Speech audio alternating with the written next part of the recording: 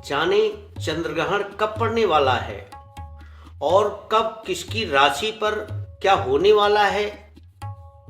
दूसरी बात, किस समय पे कौन सा कार्य करना चाहिए और करना नहीं चाहिए, और ये कहाँ पे दिखाई पड़ेगा, कहाँ नहीं दिखाई पड़ेगा। ये 3 मार्च 2026 को पूर्णमासी के दिन ये चंद्र ग्रहण पड़ने जा रहा है। इस पे बड़ी विषम स्थितियां भी पैदा हो जाती हैं और कुछ के ऊपर तो बल्ले बल्ले हो जाती है, उसको तो कहना ही क्या है। तो इसलिए ये मंगलवार का दिन 3 मार्च के दिन ये सायंकालीन के समय चंद्र ग्रहण पड़ने वाला है। इस पे विशेष सावधानी आपको बरतनी पड़ेगी। वैसे तो विशेष सावधानी में आप जानते हैं कि पहले से ही सूतक का प्रारंभ हो जाता है और खान पान, रहन सहन सब पहले से ही कर लिया जाता है। भगवान के पास बैठ करके और भगवान की आराधना करना, ध्यान करना। क्यों करते हैं आराधना और ध्यान? इसलिए करते हैं कि जब भगवान के ऊपर, जब चंद्रदेव के ऊपर और सूर्यदेव के ऊपर ये ग्रहण लग सकता है, कष्ट मिल सकता है, तो हम जैसे साधारण प्राणी, तो हमको कष्ट क्यों नहीं मिलेगा?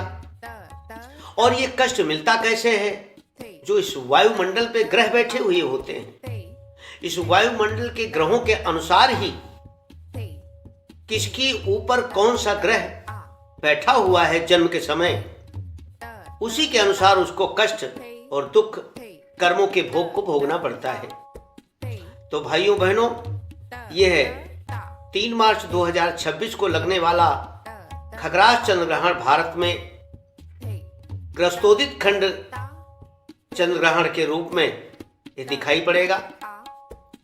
यह ग्रहण पूर्वी एशिया, ऑस्ट्रेलिया, प्रशांत महासागर और अमेरिका में भी दिखाई देगा।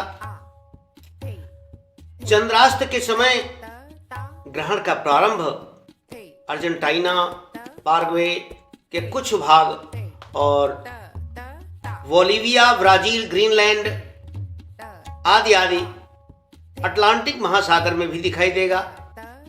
चंद्रोदय के समय ग्रहण का अंत रूस, कजाकिस्तान, अफगानिस्तान, पाकिस्तान, भारत, श्रीलंका, मालदीव और हिंद महासागर में भी यह दिखाई पड़ेगा।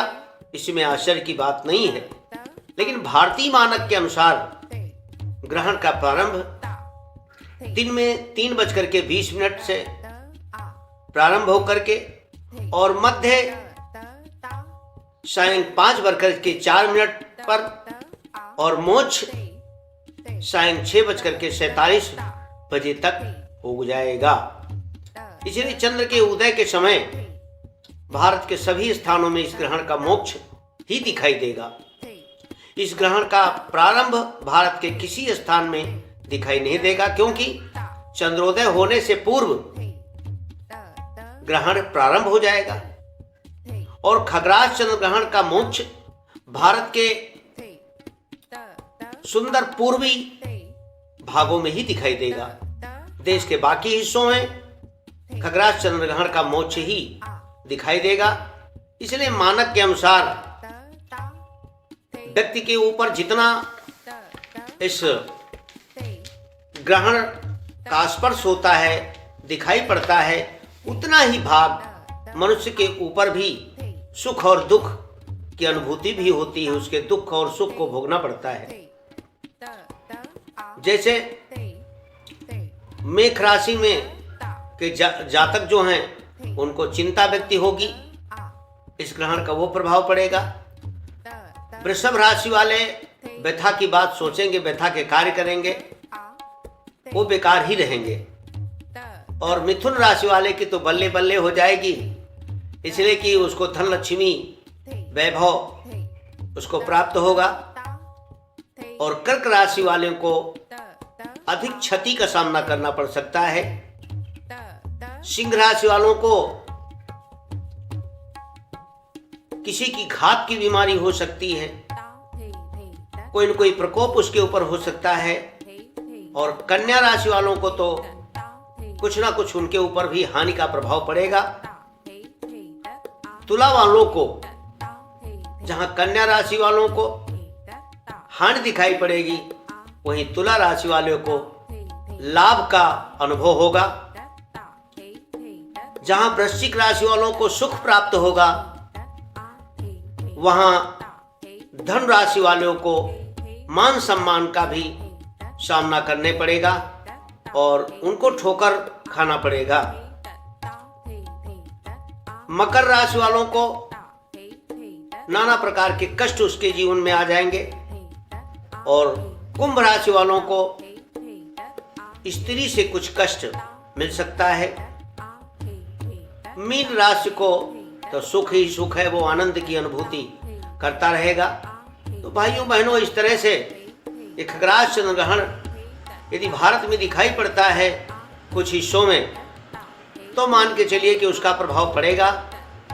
अन्यथा जब दूसरे देशों में चंद्र ग्रहण पड़ता है तो स्वाभाविक है कि ये है हमको कोई कष्ट नहीं देगा।